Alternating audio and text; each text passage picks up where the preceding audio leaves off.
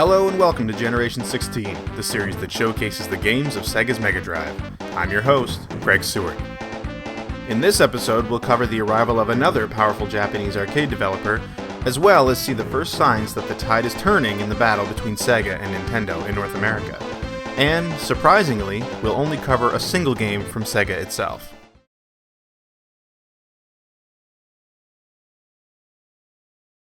Most importantly though, this episode marks Electronic Arts' entry into the console market. The first US-based publisher on the Genesis will one day become one of the most powerful video game companies in the world, and it all started on Sega's 16-bit console. Electronic Arts was born in 1982.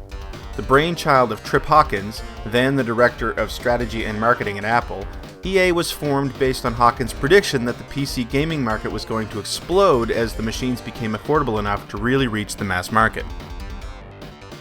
EA was unique in a lot of ways. The game makers were the central figures of the business. Advertising featured the names and pictures of the developers prominently, and game packaging featured developers' names right in the titles. The packaging was designed to look more like a rock album cover than traditional video game fare. And Hawkins bucked the established distribution rules in order to keep more of the profits for the company and the designers, rather than for the middlemen that controlled the market. Through all this, and some great games by early industry visionaries like Bill Budge, Peter Molyneux, and Danny Bunton, EA became an instant success. The PC games business was booming. That is, until the console crash of the early 80s. While PC gaming didn't disappear as completely as console gaming, the market did go flat. Hawkins responded by changing the names on the boxes. Rather than featuring developers, he featured well-known sports stars. As we know, Sega used a similar strategy when they launched in North America. One-on-One Dr. J vs. Larry Bird was the earliest example of this, and the superstar names on the boxes helped sell the games, as did future licensing deals, which allowed EA to weather the storm in the mid-80s. That's probably why, when Nintendo came knocking to discuss EA supporting the NES in America, Hawkins allegedly refused. That and Nintendo's ridiculous licensing agreement gave the developers and publishers very little control of their own destiny, relying on Nintendo for stock and paying them a fee for every game sold. By 1989, though, Hawkins had a change of heart. Although he did get a license to release games on the NES, the Mega Drive was what really caught his attention. He thought the console had what it would take to grab a big chunk of the market, plus the system architecture would make ports of EA's PC games a relatively simple and quick undertaking. But make no mistake, although Sega is remembered as the scrappy upstart, it was basically trying to ape Nintendo's business practices in a lot of ways. Its licensing agreements were almost as restrictive, and though Hawkins saw potential in the system, he wasn't willing to kowtow to a manufacturer without even a fraction of Nintendo's power. Atari and Nintendo were locked in a bitter legal battle at the time over the fact that Atari had attained an NES license and used it to reverse engineer the console, circumventing the system's security and thus sidestepping Nintendo altogether to release unlicensed games into the market. Hawkins knew that the same thing would work on the Genesis, but that EA had to be smart about it.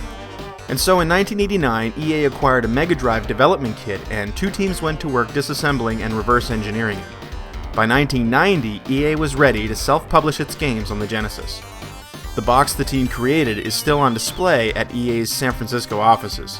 Pictures of it circulated in 2008 as part of an Ars Technica piece by Ben Kuchera.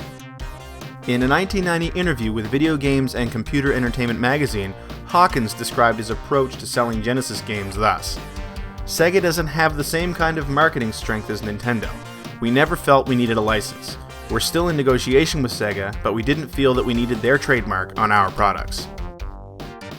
But before he pulled the trigger, Hawkins presented his plans to Sega, letting the publisher know that he was prepared to move without them and to sell his technology to other potential game publishers. He offered to go legit, though, if Sega would give him better licensing terms. Fearing what could happen if the market was flooded with unlicensed games, Sega capitulated, offering terms that saved EA millions of dollars over the years that it supported the Genesis. Plus, as the first big US publisher, EA basically got to split the growing Genesis market with Sega right down the middle. That's also why EA's Genesis cartridges look so different from anything else on the system. It was an odd beginning to one of the most successful relationships in the 16-bit console market. Not only was EA the first major US publisher on the Genesis, but it was about to corner the sports genre and become one of the most powerful third-party publishers in the world, and it was dedicated to Sega's machine from the start.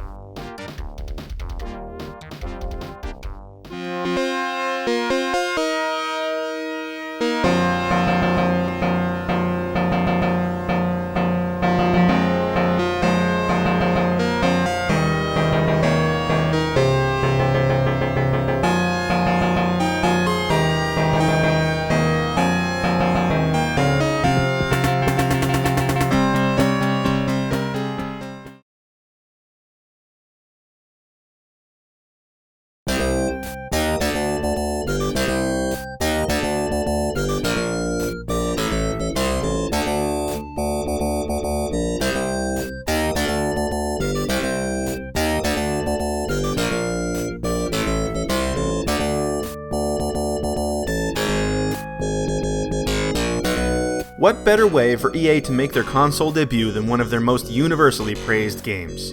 Populous is considered by many to be the first real God game, as well as the first big hit for the soon-to-be famous Peter Molyneux. You may know him better as the man behind Black and White, Fable, and up until recently the creative head of Microsoft Studios Europe.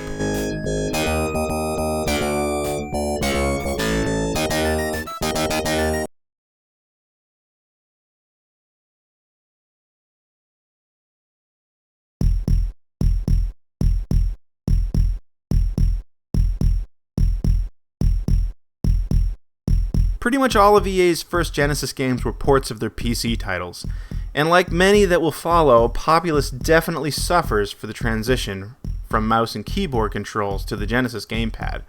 To say the interface is clunky is an understatement.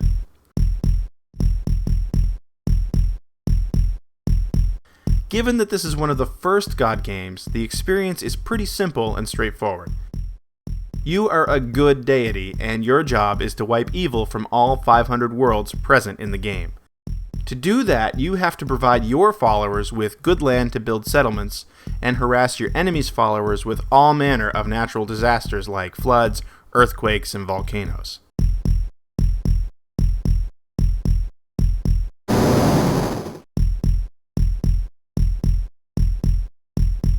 You can also give your followers basic direction and promote some of them to knights in order to attack enemy settlements or simply defend your own.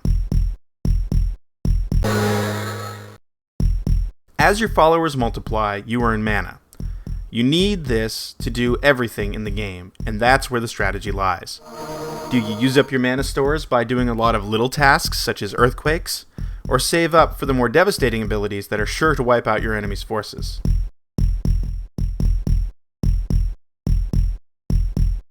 A lot of this depends on just how aggressive the opposing deity is. You may find yourself overrun with enemy forces or hit by one natural disaster after another.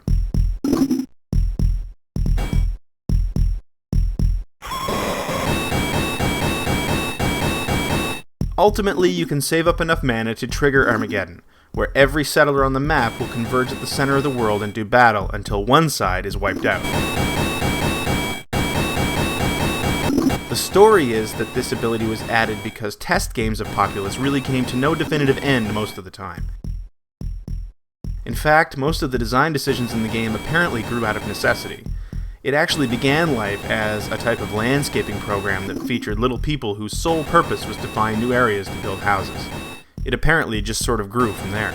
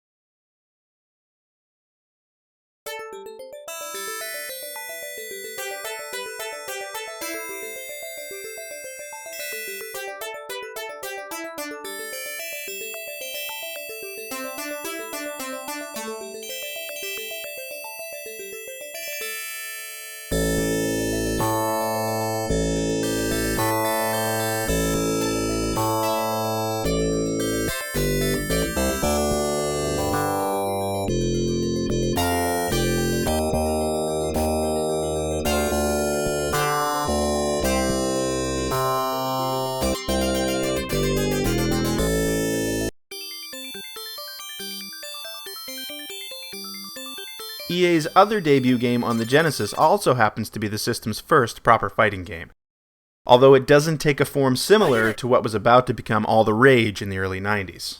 Remember, we're still about 8 months from Street Fighter II hitting the arcades and ruling the world.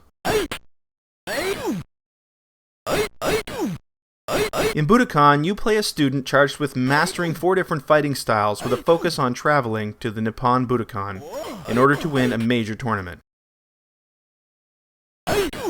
Yeah, the Nippon Budokan is actually a real place, built as an arena for the judo competition in the 1964 Summer Olympic Games.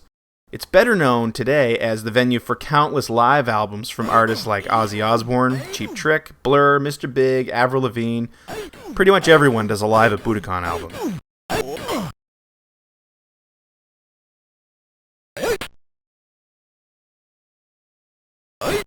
Presentation is pretty average, but I have to say that I'm really impressed with the quality of the animation on some of the moves in Budokan.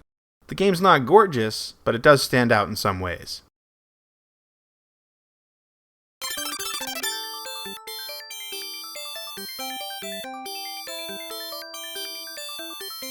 During the actual tournament, the player gets to choose from any of the styles they have trained in against any of their opponents, though with limited uses. So smart play also has to be balanced with good choices based on who you're facing. And by the way, the computer is not limited to the same 4 styles you are.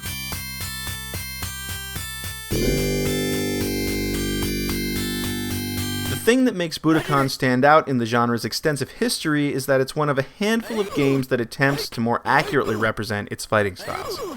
You won't find any fantastical special moves here, or simple forward-back controls. Directions generally control fighting stances, and it's from these stances that particular strikes or blocks are performed. And there's no life bar, but rather a ki and stamina bar. Run out of stamina and you lose. Of course, performing any moves at all requires stamina, so there's a fair amount of strategy required in Budokan.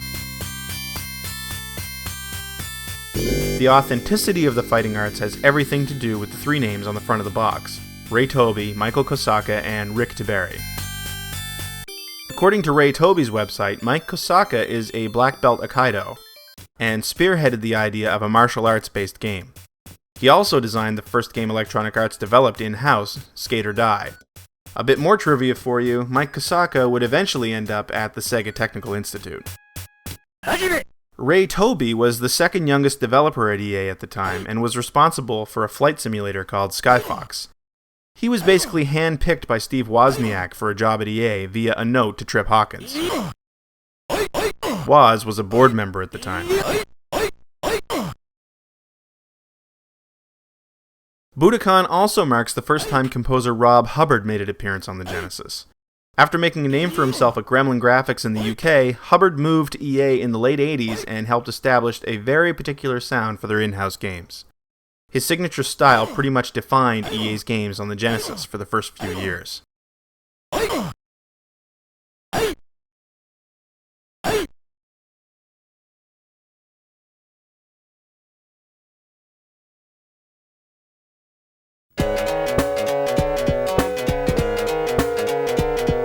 Earlier, I mentioned that despite its marketing strategy of differentiating itself from Nintendo in every single way, Sega in the early 90s appeared to be emulating Nintendo as much as possible.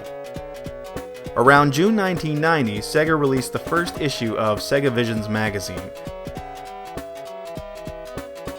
And like Nintendo Power 2 years before it, Sega Visions was really nothing more than a thinly veiled marketing tool, which grew out of a free newsletter Sega had been sending out to Master System owners since 1988, called Sega Challenge.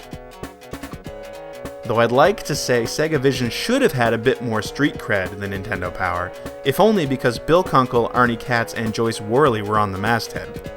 Bill Kunkel was the father of video game journalism, and he, along with Katz and Worley, founded Electronic Games in 1981, the first true video game-focused magazine. It didn't matter, though. In a 2006 interview with Sega16.com, Kunkel pointed out that Sega was in full editorial control of Sega Visions, and that he and his counterparts were simply hired hands. This first issue was pretty standard fare, lots of previews for upcoming Master System and Genesis games, with the announcement that the Master System 2 is on the way, as well as the impending release of games featuring Michael Jackson and Joe Montana.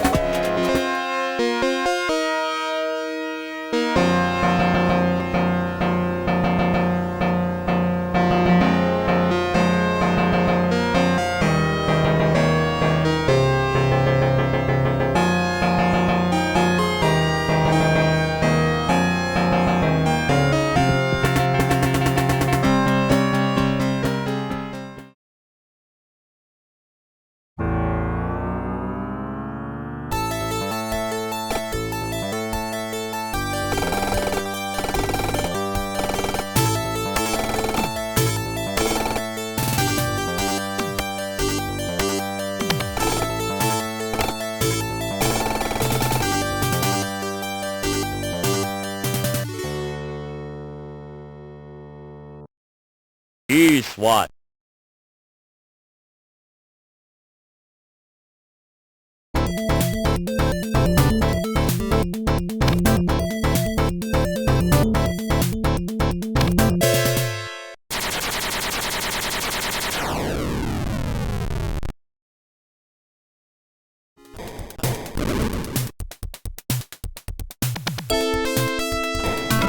Remember how Golden Axe was basically an homage to Conan the Barbarian?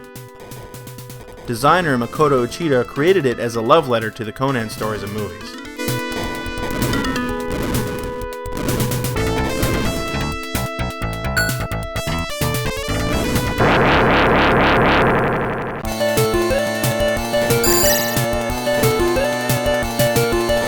Well, ESWAT kind of feels like a similar situation, though this time the source material appears to be lifted almost directly from RoboCop. But, of course, licenses cost money, and this particular license happened to belong to Data East at the time.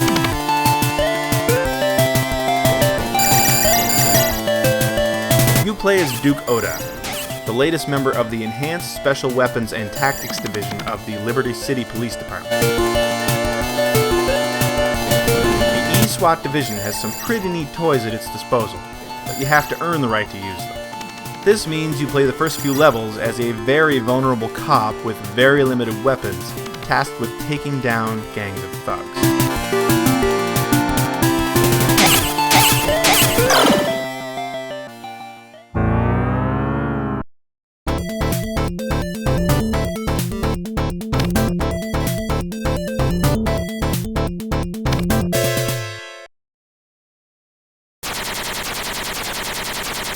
Unlike RoboCop, though, you don't need to get shot half to death in order to earn the ICE power suit. This suit turns you into a walking tank, armed to the teeth with a variety of weapons, a booster pack, and the ability to take a lot of damage before dying.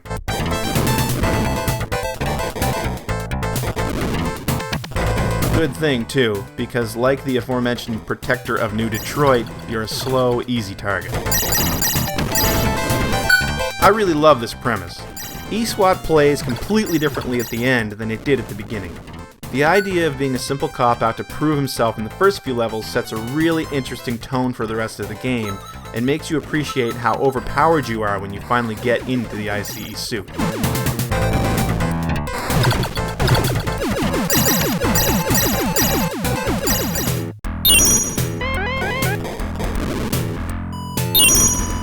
The gameplay itself is heavily based on Shinobi, especially in that it utilizes a high jump in order to move from one plane to another in the 2D levels.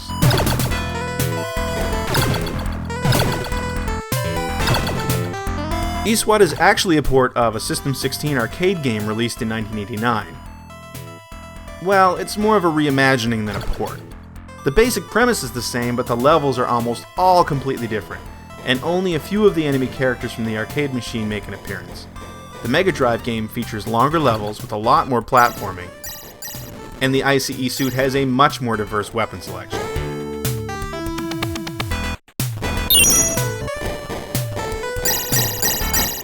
ESWAT's a pretty solid game.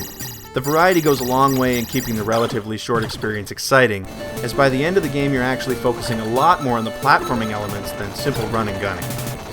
And going from trying as hard as you can not to get hit at all, to managing your health and booster pack meters while being attacked from all sides, is a really unique experience.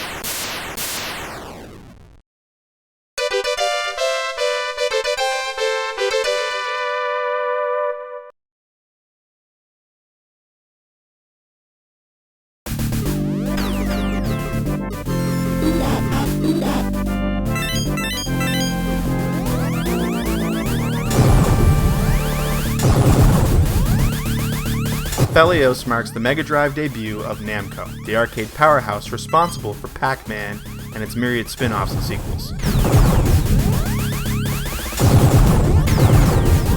Phelios is an overhead shooter revolving around a story loosely based on Greek mythology. Artemis, the goddess of the hunt, has been kidnapped by Typhon, the father of all monsters. You play as Apollo, god of the sun and Artemis' lover, blasting your way through 7 levels of ancient Greek horrors in order to save your princess.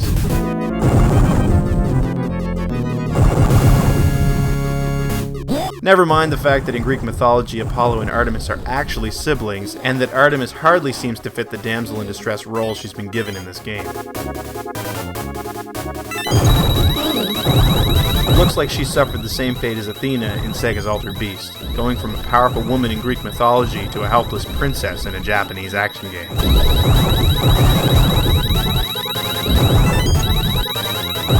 While the setting is a refreshing change from outer space, Phelios is still a pretty straightforward overhead shooter. Your arsenal consists of a sword which can fire standard projectiles or be charged up to fire a significantly more powerful shot.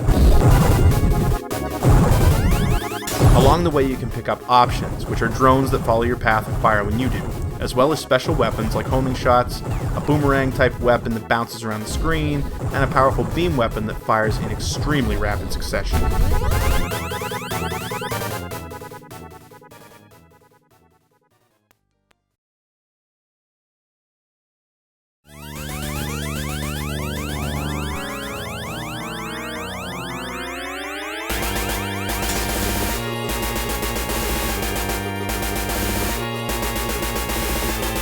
Phelios is extremely difficult, to the point that I had to resort to some cheats just to capture footage past the second level.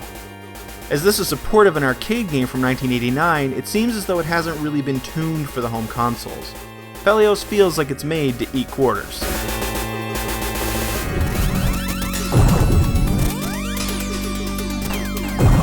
Visually, the game is a pretty solid port. It's definitely not taxing the system, but there are some nice touches here and there. I especially like how some cinematics have been thrown in at the end of each level to keep the story moving along.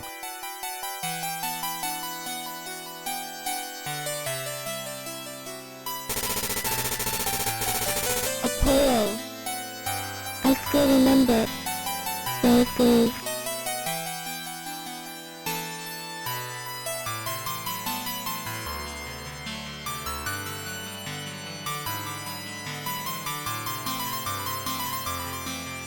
although it's pretty transparent that these really exist solely to get Artemis on screen in more and more skimpy outfits.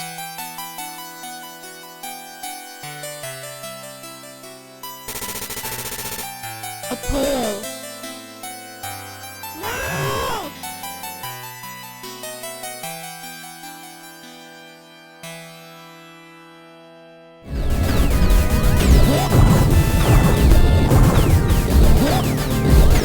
I also love the huge amount of digitized voices in the game, even though the Genesis hardware mangles them pretty badly.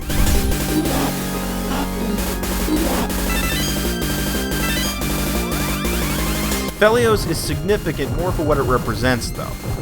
Mega Drive support from Japanese developers up to this point has been a bit thin, mostly consisting of publishers porting PC games over to the system.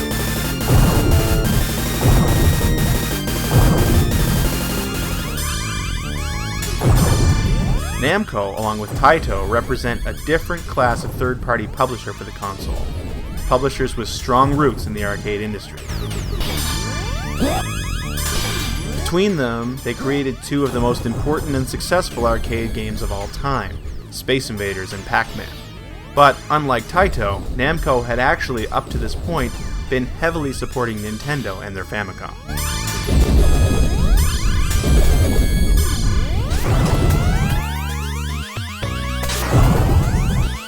However, Namco was also one of the first publishers to call out Nintendo on its draconian licensing limitations, something that a little later would bust the market wide open in North America. Remember, when the Famicom came on the scene in the mid-80s, Namco was a major force based on the popularity of Pac-Man. It was one of the first third-party publishers for the Famicom, and thus received a pretty sweet publishing deal where it got to manufacture its own cartridges. When Nintendo re-upped Namco's contract in the late 80s, the company found itself dealing with the same licensing restrictions as every other publisher. According to the story in David Sheff's book Game Over, Namco founder Masaya Nakamura was furious about the fact that he would no longer receive special treatment from Nintendo, and subsequently sued the console maker over monopolistic business practices. He also very publicly called out Nintendo president Hiroshi Yamauchi and vowed that he would support Nintendo's rivals.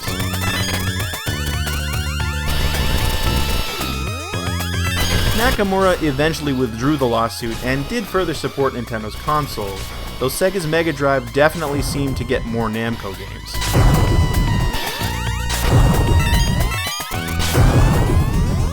It's kind of ironic considering that Sega and Namco were about to become each other's biggest competition in the arcades, where they would release games in almost all the same genres. A rivalry which culminated in Namco eventually throwing its weight behind Sony and their PlayStation about 5 years later.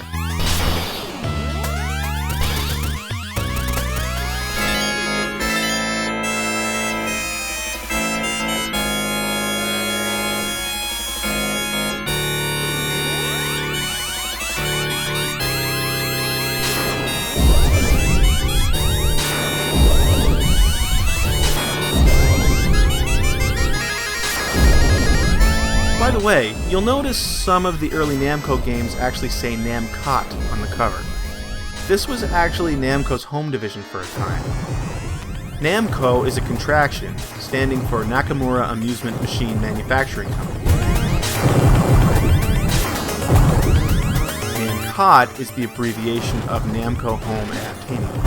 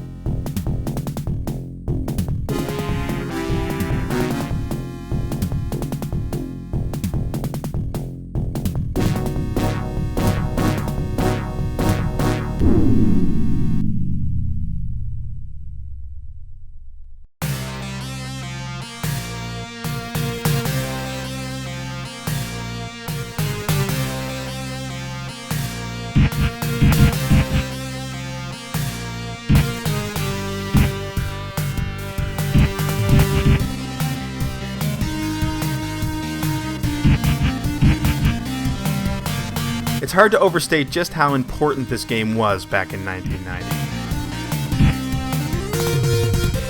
First of all, Tim Burton's Batman was one of the most successful movies of its time, and basically kick-started the comic book movie craze of the 90s.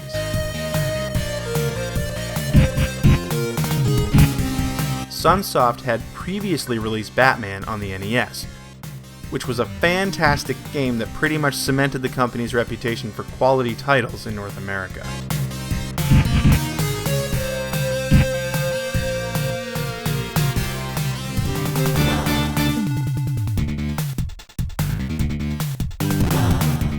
Batman on the Mega Drive is a completely different beast.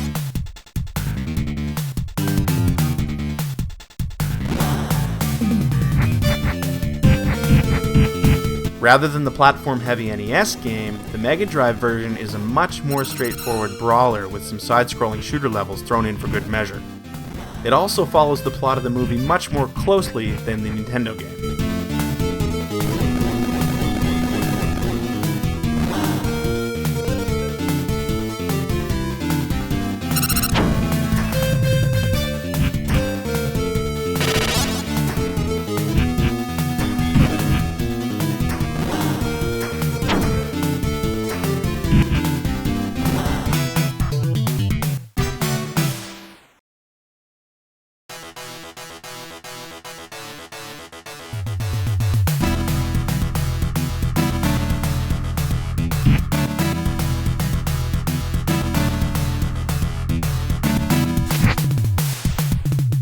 This is one of the things I really loved about the 90s.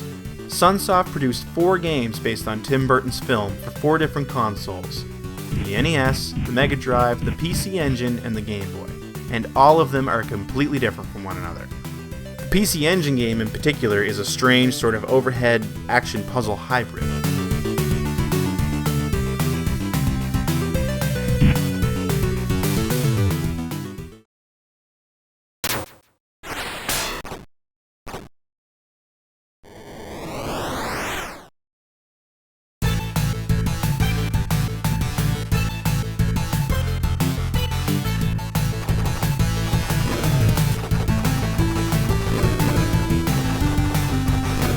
The Mega Drive version looks and plays great, though it's a bit on the short and easy side. I honestly prefer the NES game. But it was awesome that this was basically an original game that took advantage of the hardware rather than a half-baked port of the 8-bit version.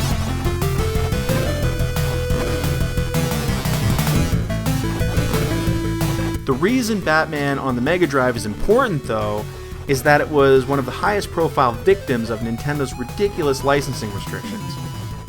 Because Nintendo required 2-year exclusivity on all games from third-party publishers in North America, there was very little chance Batman was ever going to hit the Genesis in something resembling a timely manner.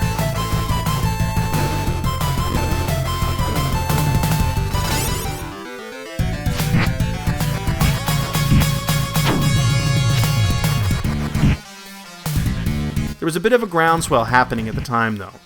Nintendo and its old nemesis Atari Games, better known as Tengen, were knee-deep in litigation during 1990, and the Federal Trade Commission was sniffing around, preparing to bring Nintendo up on antitrust charges over allegations that the company was threatening retailers with reduced stock if they were to carry unlicensed NES games or drop their prices by as little as 6 cents.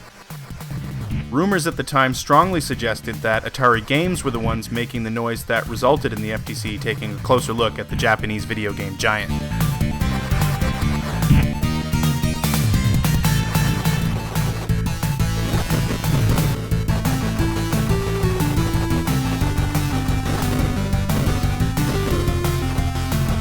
The tide of public opinion was slowly turning on Nintendo. The letters section of game magazines at the time featured lots of complaints about price fixing, Nintendo's scare tactics with retailers, and the negative effect it had on companies like NEC, Sega, and Tengen, and so on.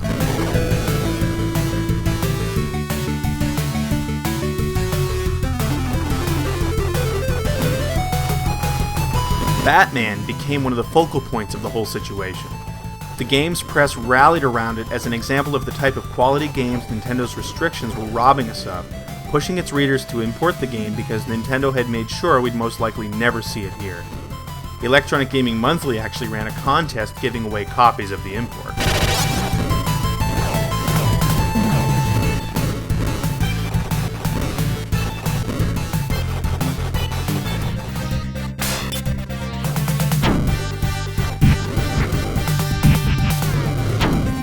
This sort of press went on for months until in October 1990, Nintendo quietly announced that it was easing up on some of its more restrictive rules surrounding third-party publishers. One of these was lifting the 2-year exclusivity clause. Nintendo claimed at the time that this had nothing to do with the anti-monopoly case brought against it, but the timing suggests otherwise.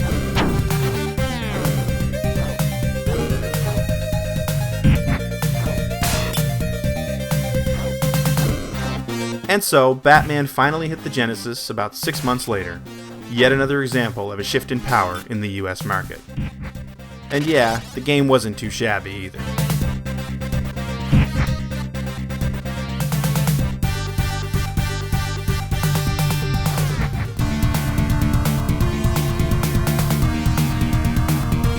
Quick side note, Tengen was a subsidiary of Atari Games, which was run at the time by Hide Nakajima, who came into that position because he bought out Namco's US subsidiary from Masaya Nakamura. Nakamura, you'll remember, is the man who attempted to sue Nintendo over their monopoly in Japan.